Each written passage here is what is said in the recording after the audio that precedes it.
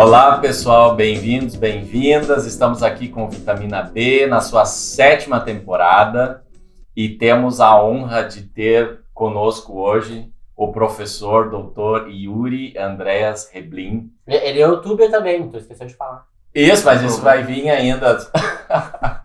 Professor Yuri é professor na Faculdade Zeste, tem pesquisado desde muito tempo sobre o universo dos super-heróis e eu conheci o Yuri lá no doutorado, acho que faz bastante parte da banca de século doutorado, passado, século passado. Realmente. Acho que foi nesse século. Já. Foi ainda nesse?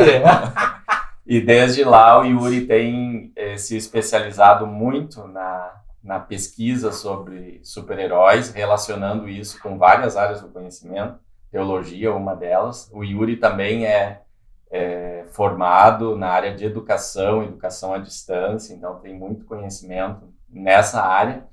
E o mais importante é o criador e mantém o canal Pedra da Eternidade.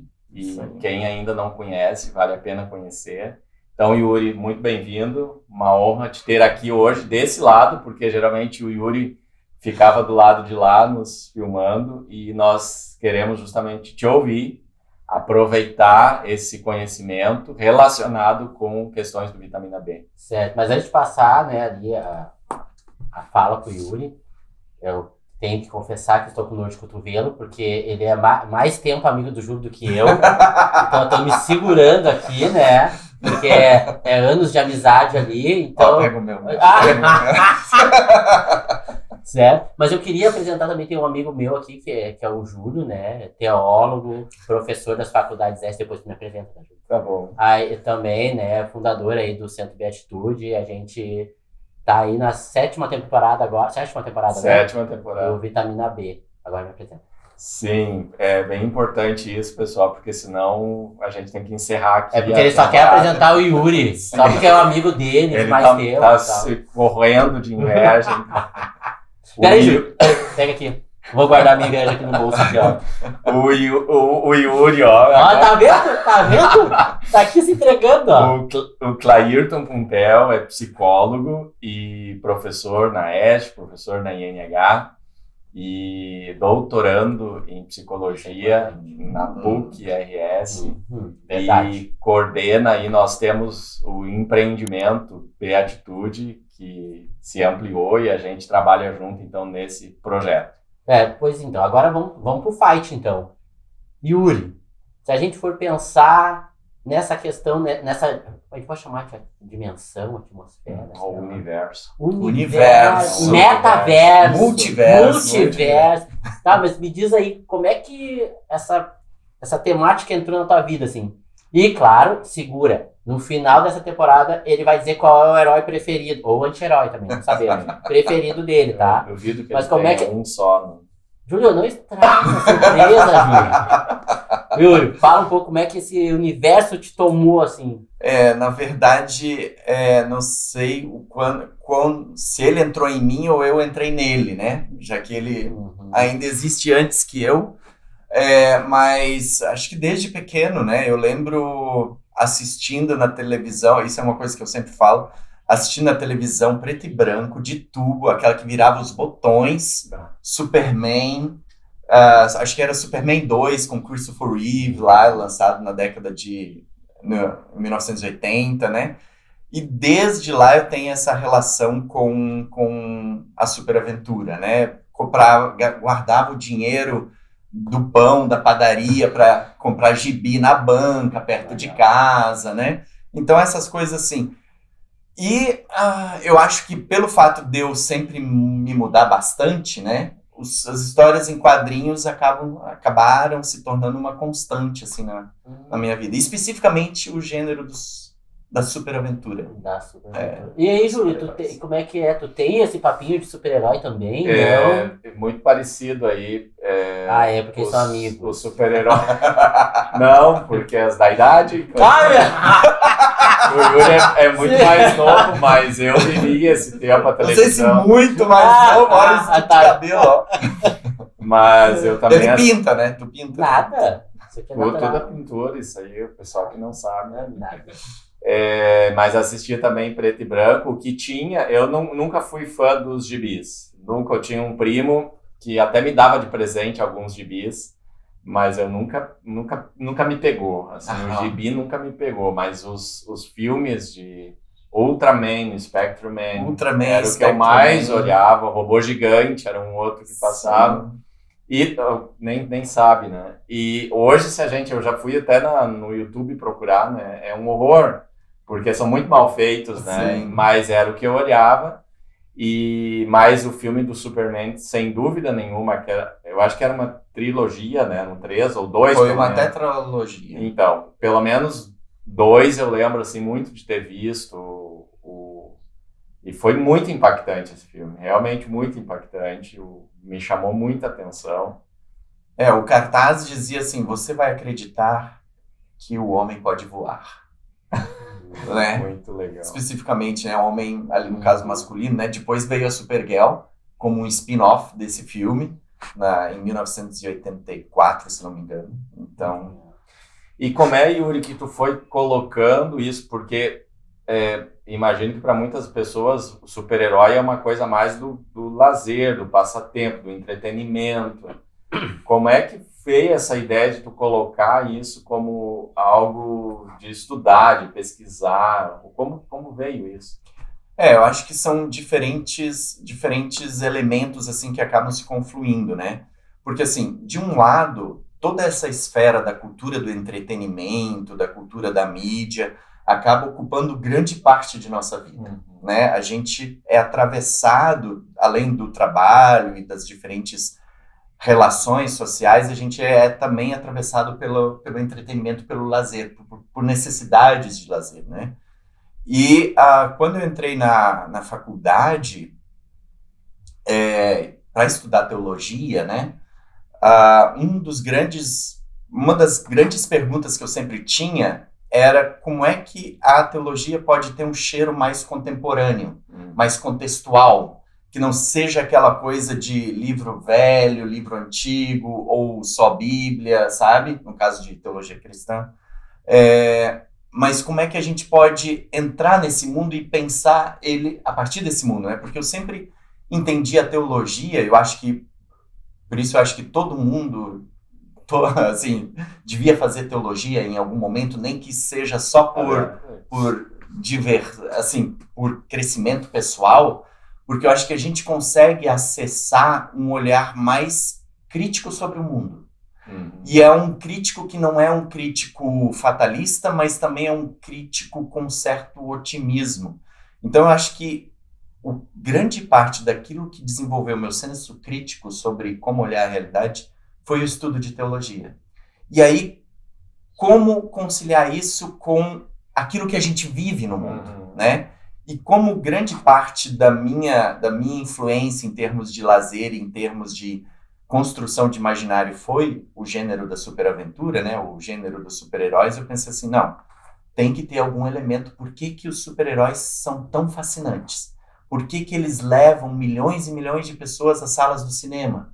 Por que durante o século passado, né, 1940 em diante, teve aquele boom que, por exemplo, o Capitão Marvel, né, o Shazam para as gerações mais novas, chegou a vender 1.300.000 cópias. E hoje em dia os quadrinhos vendem, sei lá, 100 mil, 200 mil em média, né? Então o que explica esse fascínio todo? Será que tem algum elemento religioso? Será que tem algum elemento mitológico? Será que os super-heróis conseguem acessar diferentes dimensões da nossa dimensão afetiva? Como é que isso funciona?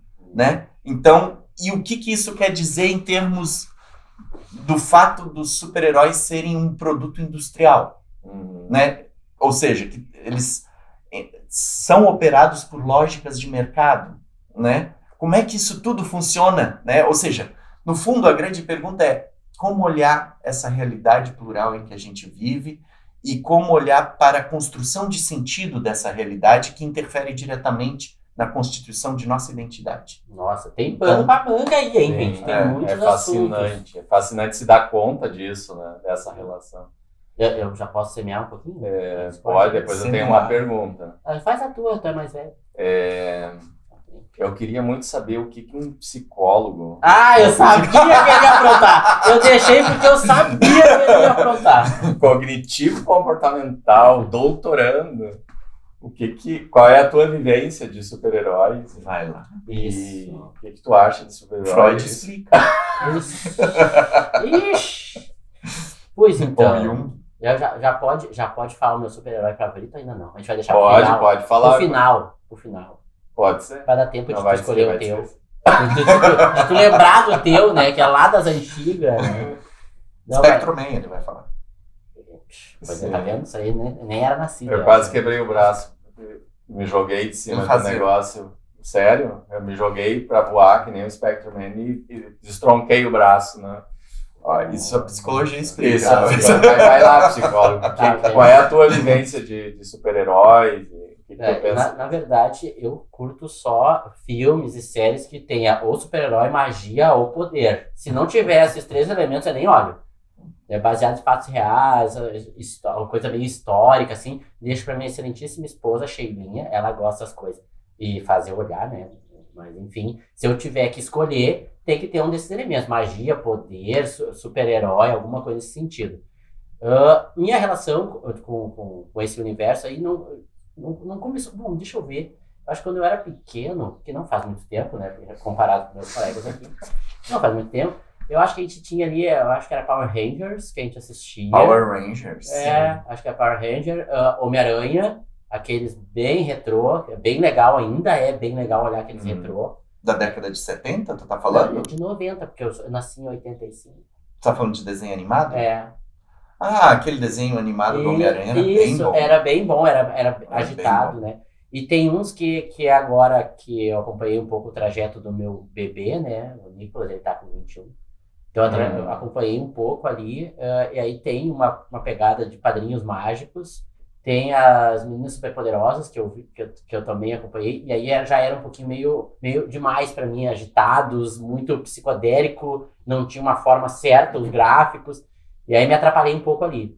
Mas voltou para esse universo dos super-heróis, de filmes e séries, né? Inclusive, não só super-heróis, mas tem os anti-heróis, e tem um monte de coisa agora junto com isso, que eu também me atrapalho, tenho que cuidar para ver o que eu tô olhando, né? Mas tem agora eu acho que foi o último que lançaram, Deadpool, né? E ele mostra umas características muito humanas, porque antigamente os super-heróis, eles eram sobre-humanos, né? Eles tinham toda uma pegada de superioridade, mesmo eles querendo disfarçar isso no meio da população, eles sempre tinham o momento de uau, eu sou o máximo e mais que todo mundo. E o Deadpool, ele tem uma pegada diferente, ele é muito humano. Ele demonstra as emoções, demonstra as coisas super espontâneo. Erra, né? O Homem-Aranha já tinha uma pegada parecida, mas bem ele agora, de forma escrachada, mostra isso muito mais, né? E mostra o quanto essas questões, elas estão próximas da gente. Dentro da psico, existe algum... Eu não falo assim uma coisa...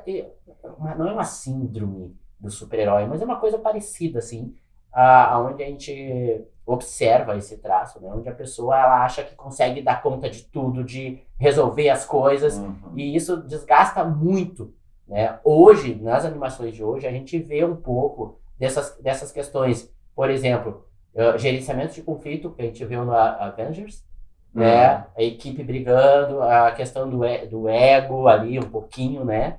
E antigamente não se via tanto isso. E mostra o quanto essas questões de conflito, de espontaneidade, de vulnerabilidade, fica mais forte nessas pegadas agora, nessa geração agora, de filmes e animações, do que antigamente, que mantinha ainda o super-herói nesse status de intocável. Né? Tá respondido, seu Júlio? Muito bem respondido, muito obrigado. E eu realmente acho muito fascinante isso de o super-herói, ou os heróis de antigos e os mais recentes como um espelho da cultura, assim, como a gente se espelhar E eu tenho muito essa pergunta também, por que o interesse? Porque o interesse hoje não é mais só das crianças, né? As crianças, às vezes, eu acho que as crianças até são as menos interessadas. Os adultos estão mais interessados. A gente olha os filmes, quem está indo no cinema, assim, eu acho que as crianças vão também, mas no cinema, principalmente, para ver os lançamentos, é um público adulto. E é interessante que o público adulto já vai lá fazendo essas relações com a vida, com hoje, com a psicologia, com o sociológico, o político, o teológico, né? Então, eu acho isso muito legal que o universo dos super-heróis, eles nos dão realmente um espelho. Às vezes é mais fácil a gente se perceber e falar da gente a partir de algo ficcional. E o super-herói é totalmente ficcional, né? Eu acho que um ponto interessante, assim, né, pensando, é que são, assim, várias coisas pipocam na minha cabeça, assim, a partir daquilo que vocês estão destacando.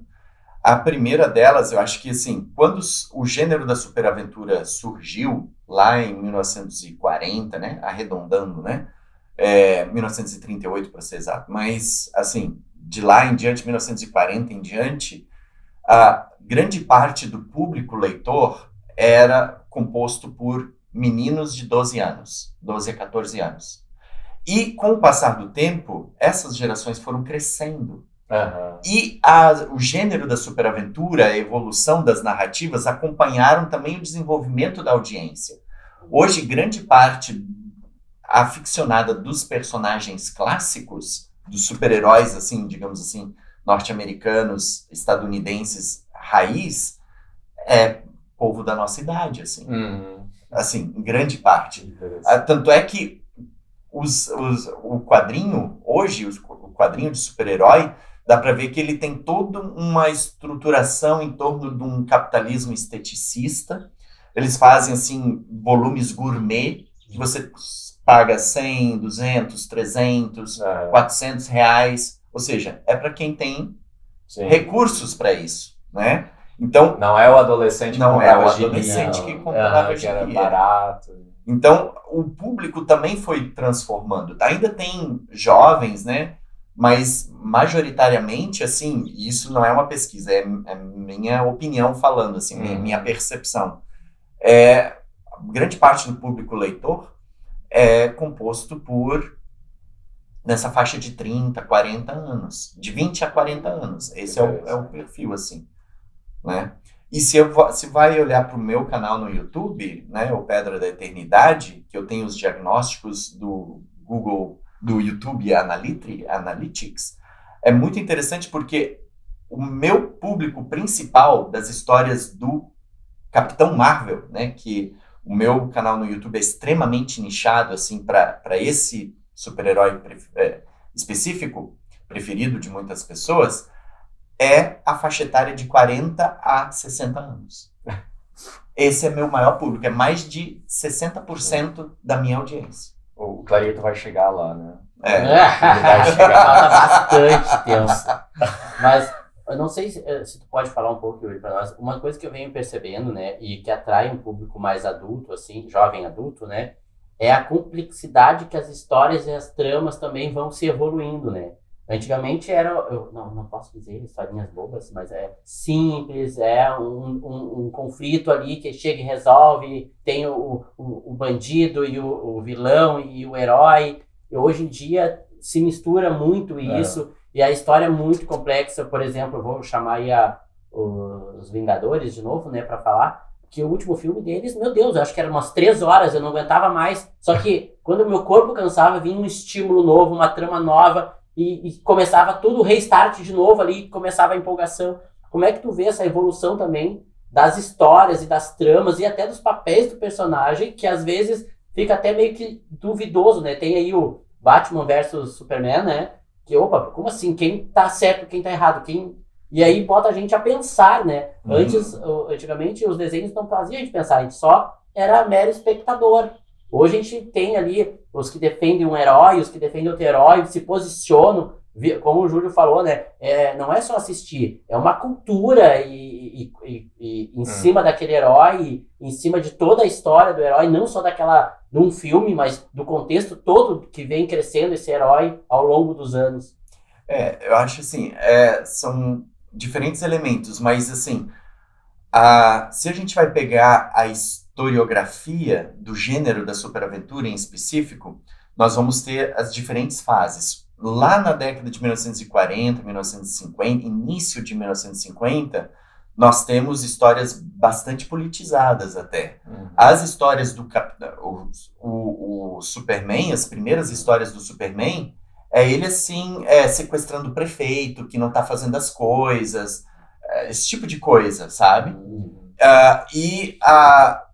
O Capitão Marvel, em específico, tem várias histórias assim bem contextualizadas. Por exemplo, tem uma que eu até fiz um vídeo no meu canal na ocasião, que é baseado na enchente, numa enchente muito grande que aconteceu na década de 50, lá nos Estados Unidos, no Kansas, aquela região toda lá. E ele fez toda uma história, ele ajudando as pessoas na enchente. Né? Então, tu tem histórias contextualizadas, tem histórias que ele ia de cidade em cidade e apresentava o contexto da cidade. O que aconteceu? Com o grande sucesso das histórias em quadrinhos, as pessoas começaram a ficar preocupadas, o que as crianças estão consumindo e como isso está interferindo na construção de identidade, nos gostos e não sei o quê. E aí tinha toda uma pegada também assim em relação à violência, tinha os quadrinhos de terror que estavam crescendo muito. Aí tem as questões relacionadas à sexualidade, né, que veio assim uma onda muito forte de repressão à sexualidade, né, de discurso assim, Batman e Robin, da onde veio a ideia de que Batman e Robin é um casal gay, né? Veio dali, né? Era Verde também tem uma teve processos que aconteceram de discussão dentro do Senado dos Estados Unidos, tinha um senador que estava querendo fazer toda uma campanha contra. Aí teve um psiquiatra alemão, radical naturalizado americano ali, Frederick Wertham, que fez toda uma campanha contra os quadrinhos, então teve queima de quadrinhos. Aí houve um código de censura dos quadrinhos, de autocensura das editoras, e aí as histórias ficaram mais infantilizadas. Durante 50, 60, aí durante a década de 70, daí veio uma nova fase dos quadrinhos, né, onde teve toda uma campanha contra drogas, né, tipo, Homem-Aranha teve colega que ele ajudou para se livrar de drogas, teve todo um debate sobre isso, né, depois quando veio todo o boom da AIDS, né, relacionado à AIDS, então teve isso também nos quadrinhos, e os quadrinhos foram se transformando assim como o cenário foi se complexificando, né. Então a narrativa passou por diferentes fases e também foi se tornando mais complexa para atender às exigências do público hoje, né? Ninguém gosta de, até mesmo seriado, filme, série, se tu vê que a estrutura narrativa não é sólida o suficiente, não engaja. Não engaja. Pessoal, nós estamos chegando ao final do nosso primeiro episódio aí dessa temporada e tem mais, nós vamos já aprofundar essas questões aí mais da psicologia, do emocional, do subjetivo, vamos falar mais sobre isso. Então, sigam aí a nossa temporada. Antes de terminar, calma, Ju, tem que falar do herói. Tem que falar do herói. Eu pensei que era no final da temporada. Não, fala agora, eu acho. Qual é o teu herói? Porque comigo? Porque eu ainda não pensei. Pergunta do teu melhor amigo primeiro. Vai lá, Yuri. Agora quer ganhar pontos comigo, tá vendo? O meu super-herói é engraçado, eu tenho uma trindade. Eu tenho uma trindade. Mas assim, o que faz parte da minha identidade enquanto construção foi o Superman, né? Que eu cresci lendo e tudo mais. Mas o que eu mais gosto, assim, o universo ficcional que eu mais gosto é o universo ficcional de Shazam, que tem aí o Capitão Marvel como herói principal, né? Mas eu gosto muito das super-heroínas, né? Então tem a Mary Marvel, que é a irmã dele na narrativa, e a terceira personagem é a Mulher Maravilha, sem sombra de dúvidas. A minha é bem melhor que a tua. É? Bom. Eu tenho só uma dupla, um menino e uma menina. Super Gêmeos, ativar. Não, Mas eu gosto muito do Doutor Estranho. Doutor Estranho. Doutor Estranho. Ele é Marvelete. Tá nesse vendo? universo. Ah, não, mas rola um Batman ali também. Batman é legal, porque teoricamente ele não tem superpoder, né? Ele tem inteligência e grana, né? Então isso facilita, tipo o Homem de Ferro também, né? Mas o Homem de Ferro tem uma parada aqui no meio. Mas eu gosto muito da Feiticeira Escarlate. Feiticeira Escarlate. Adoro ela. Também. Da versão cinematográfica, eu imagino. Isso, gibi não é da minha época, não. Ou seja, ele gosta da Elizabeth Olsen. E tipo isso. Mas se a gente for falar, eu não sei se dá pra falar, tem a série, uma série que é a do Robin, só que agora nova, como é que é aquela série, gente? Dos Titãs? Isso aí. Essa série foi Eu bem gosto da legal. Ravenna. Sim, A Ravenna é pra mim fantástica. Sim, Ravenna é interessante. Então tem 3 também, fechou. Júlio, Não, eu não sei se vai ser difícil eu escolher, viu? Porque tu tem 1 minuto, tem que encerrar aqui. eu diria também que eu ficaria nos que eu mais consumia, assim, tirando lá o Spectrum Man, que vinha desse universo mais japonês. Black Kamen Rider. Não, eu acho que Black Kamen Superman foi, eu acho que sem dúvida, assim, se eu tivesse que pensar o que mais eu conheço e que Não, é o que mais tu gosta. e que eu mais gosto Não, também, eu porque acho foi que forçado a viria ficar olhando. o Superman, é o único que tinha problema. Mas Homem-Aranha também, legal. Não, é legal. Homem-Aranha. O Batman nunca me atraiu muito, porque é meio... eu acho que É pra falar dos que tu gosta, não é pra falar dos que tu gosta, não é pra me atacar. Mas o Batman pra mim é bastante conhecido, né? Acho Pra que é a mim, maior assim, foi que franquia. eu tive muito contato É. também. Né? Eu acho que ficaria com esses dois aí, Homem-Aranha e O Superman. É uma então, boa tá. dupla. Então, agora finalizamos, então. Muito bem. Finaliza, quer finalizar? Fernando. Finaliza tu teu amigo que tá Tá, aí. então, finaliza. Obrigado, pessoal, e até o próximo episódio. É. Abraço.